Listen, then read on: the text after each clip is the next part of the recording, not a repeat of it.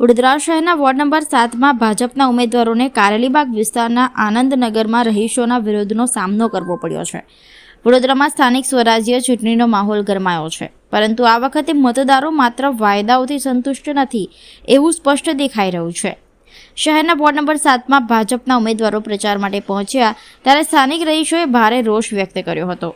વિકાસના નારા સાથે મતદારોને રીઝવવા આવેલા ઉમેદવારોને રહીશોએ રસ્તામાં જ રોકી સીધા સવાલો કર્યા.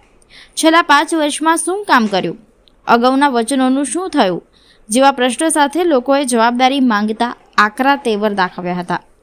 રહીશોનો આક્ષેપ છે કે ચૂંટણી સમયે નેતાઓ મત માંગવા આવે છે, પરંતુ જીત્યા બાદ વિસ્તારની સમસ્યાઓ તરફ ધ્યાન નથી આપતા.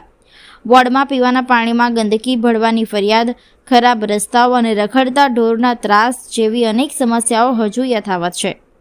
આ ઘટનાનો વિડીયો સોશિયલ મીડિયા પર વાયરલ થતાં રાજકીય ગરમાવો વધ્યો છે. સામાન્ય રીતે સુરક્ષિત ગણાતા આ વોર્ડમાં પણ સત્તાધારી પક્ષને વિરોધનો સામનો કરવો પડતા આગામી દિવસોમાં પ્રચાર ભાજપ માટે પડકારરૂપ બની શકે છે.